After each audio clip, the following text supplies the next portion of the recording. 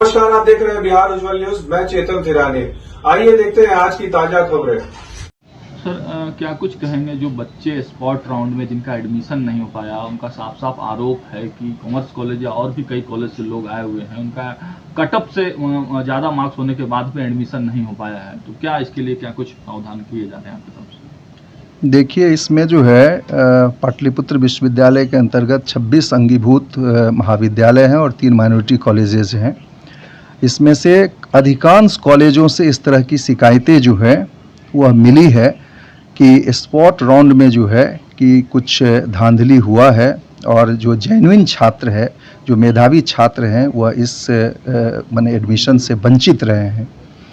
तो मैंने कल कॉलेज ऑफ कॉमर्स में कुछ ज़्यादा उग्र भीड़ हो गई थी। परसों एसएसपी साहब और डीएम साहब भी आए हुए थे। हमने कल उस एडमिशन कमेटी प्रिंसिपल की मीटिंग बुलाया था और पुनः हमने कहा था कि भाई सही तरीके से आप मेरिट लिस्ट जारी कीजिए। लेकिन अभी जानकारी मिली कि उन्होंने भी जो मेरिट लिस्ट जारी किया उसमें मार्क्स उन्होंने डिस्प्ले नहीं किया है। तो इसके लिए बच्चे आए हुए थे। हमने कुलपति महोदय से भी बात किया है, डीएसडब्ल्यू से भी बात किया है और इस तरह की शिकायतें अन्य महाविद्यालयों में हैं। तो मैंने कुलपति महोदय को अनुरोध किया है कि इस सारे स्पॉट राउंड में जो एडमिशन हुए हैं उनको कैंसिल कर दिया जाए और जिस तरह से विश्वविद्यालय ने फर्स्ट और सेकंड मेरिट लिस्ट जारी किया है सेंट्रलाइज्ड, उसी आधार पर में जो है वह फाइनल लिस्ट जारी किया जाए ताकि सभी मेधावी बच्चों के साथ न्याय हो सके। अच्छा सर, एक सवाल और है कि जब भी इस तरह का कुछ होता है, स्पॉट राउंड होता है, तो जो छात्र नेता होते हैं वो कॉलेज कैंपस में काफ़ी एक्टिव हो जाते हैं और प्राचार्य कॉलेज से गायब हो जाते हैं। प्राचार्य आम छात्रों से मिलते तक नहीं है, चैम्बर में नहीं रहते हैं। तो इसके लिए भी क्या कुछ प्रचार से बातचीत हुई है, क्या जांच कमेटी वगैरह कुछ बैठी है इसके लिए? नहीं, आपका कहना बिल्कुल सत्य है और यह मतलब पूर्णतया मतलब जो है जस्टिफाइड भी है क्योंकि प्राचार्य, प्रॉक्टर, एडमिशन कमेटी के सारे मेंबर्स चले गए थे। लेकिन एक बात आपको मानना पड़ेगा कि वे लोग पुलिस ऑफिसर्स नहीं हैं, उनकी कोई प्रोटेक्शन और सेफ्टी नहीं है।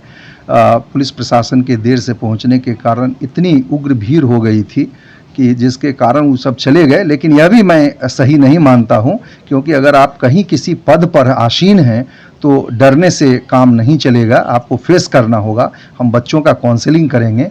मुझे पूर्ण विश्वास है कि अगर बच्चों को सही ढंग से समझाया जाएगा तो निश्चित रूप से वह समझेंगे। कुछ बच्चे ऐसे होते हैं जो थोड़ा असामाजिक प्रकृति के होते हैं, लेकिन उनको भी हमारा पूर्ण विश्वास है कि ऐसे बच्चों को भी अगर हम समझाएंगे तो वह जरूर समझेंगे और हम उम्मीद करते हैं कि पाटलिपुत्र विश्वविद्यालय की जो संस्कृति है उसमें एक बदलाव जरूर आएगा। बच्चे का आरोप है सर कि प्रिंसिपल के द्वारा पैसे वसूली की जा रही है, पैसे मांगे जा रहे हैं स्टूडेंट से एडमिशन के लिए। देखिए, बच्चे तो ये ऐसी शिकायत करते हैं, मान लीजिए हमको भी टेलीफोन पर बहुत सारे बच्चों ने कहा है, लेकिन इसका कोई वैलिड प्रमाण जो है वह नहीं देते हैं। तो मैंने बच्चों को कहा है कि भाई जब तक आप वैलिड प्रूफ नहीं देंगे तो किसी पर फॉल्स एलिगेशन लगा भी देते हैं, सत्य भी हो हम नहीं जानते, लेकिन मान लीजिए अगर है भी तो जब तक आप वैलिड प्रूफ नहीं देते हैं तो हम किसी के विरुद्ध कैसे कोई एक्शन ले सकते हैं। एक अंतिम सवाल यह है सर कि जो स्पॉट राउंड है उसको तो आप कैंसिल करें, क्या पूरे पाटलिपुत्र विश्वविद्यालय के स्पॉट राउंड को कैंसिल करेंगे और फिर से नई प्रक्रिया से एडमिशन? मैंने इसके लिए एक मतलब प्रपोजल जो है कुलपति महोदय के संज्ञान में हम और डीएसडब्ल्यू मिलकर के दे दिए हैं। अब वीसी साहब का इस पर अनुमोदन प्राप्त होना। ऐसे ही तमाम खबरों के लिए आप सभी बने रहिए हमारे साथ और देखते रहिए बिहार उज्जवल न्यूज। अब तक हमारे YouTube चैनल को सब्सक्राइब नहीं किया है तो जल्दी से सब्सक्राइब कर लीजिए। फेसबुक पेज को भी फॉलो कीजिए। वीडियो पसंद आए तो खूब लाइक कीजिए, शेयर कीजिए, कमेंट कीजिए। वीडियो देखने के लिए आप सभी का धन्यवाद।